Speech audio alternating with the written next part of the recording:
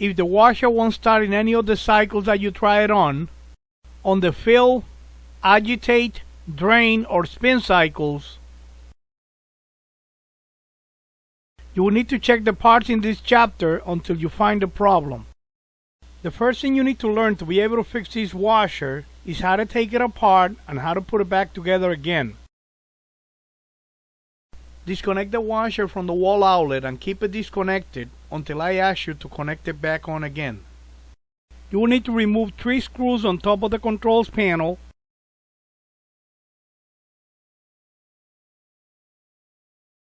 Then grab the controls panel,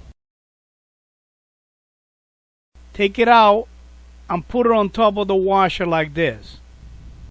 To put the controls panel back, just grab it, put the tabs on the holes on the bottom, align it, and screw in the 3 holding screws.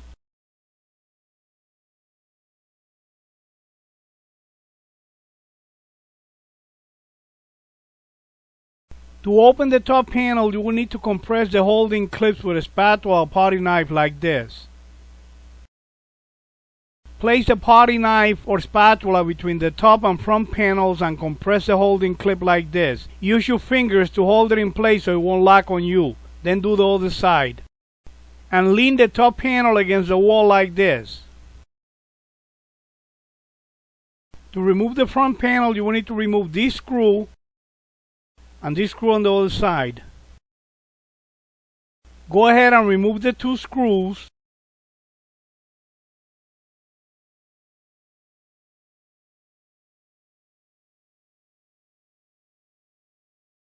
Grab the front panel, lift it, and take it out of the way. To install the front panel, just grab the panel, hook it up on the bottom hooks, align it, and screw in the 2 holding screws.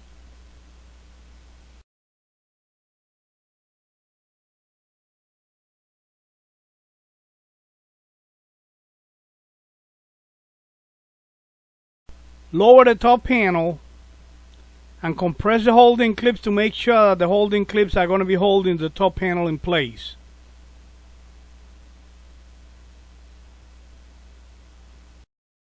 That was the way that you take the washer apart. You must learn how to take the washer apart and put it back together again in this video, because the rest of the videos are going to be shown with the washer already taken apart, okay? To check the wall outlet, disconnect the washer and connect the good working hairdryer on the outlet. If the hairdryer works, then the problem is on the washer. If the hairdryer doesn't work, you need to find out why you don't have electricity on the outlet before trying to do any work on the washer. Disconnect the washer from the wall outlet and check the power cord plug. If the power cord is burned like this, you will need to change the power cord and the wall outlet. If it looks good like this one, proceed checking the power cord. Use a potty knife to open the top panel like this.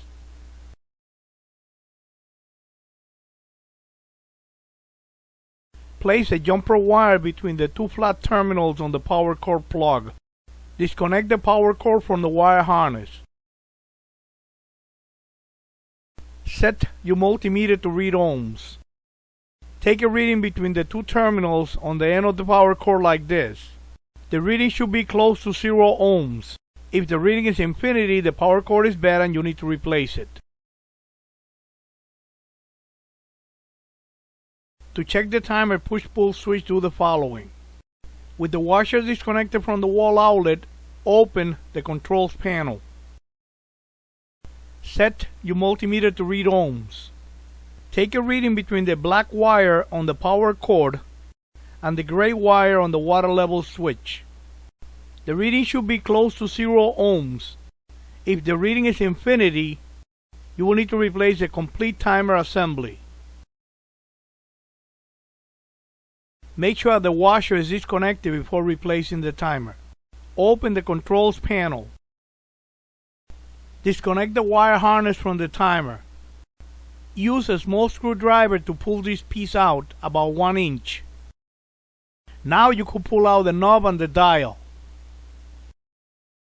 Remove this screw. Lift this tab with a small screwdriver, pull the timer to the left, and take it right out. Set the new timer in and push it to the right until the holding tab locks in place. Unscrew in the holding screw. Connect the wire harness to the timer. Make sure you push it all the way in to get a good connection. Set the dial in place and turn it until it falls in place, then push it down. And set the knob in place and push it down too. Push this piece in with the screwdriver to lock the knob in place.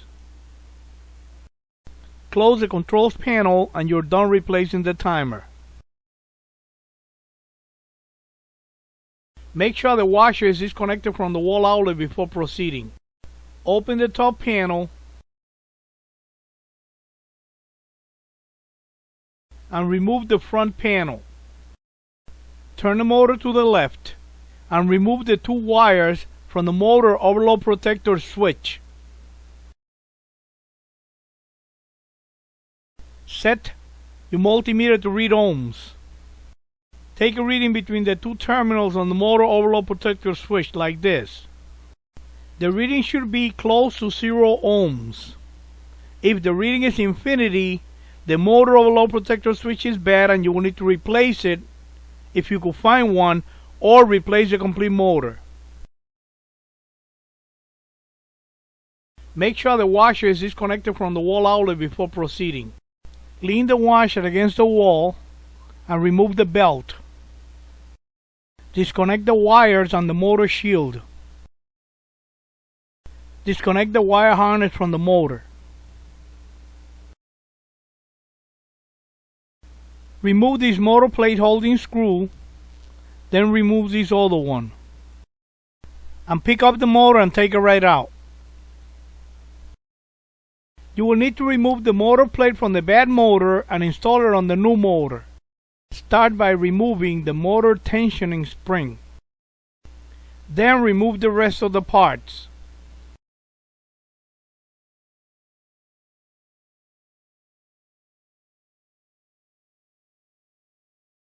Then install all the parts on the new motor.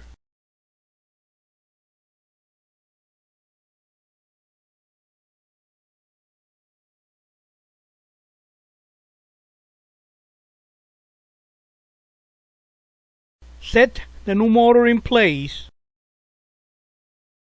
and screw in the two motor plate holding screws. Connect the wire harness to the motor. Make sure you push it all the way in to make a good connection. Connect the ground wires to the cabinet and install the motor shield. Install the belt. Install the front panel. Lower the top panel and you're done replacing the motor.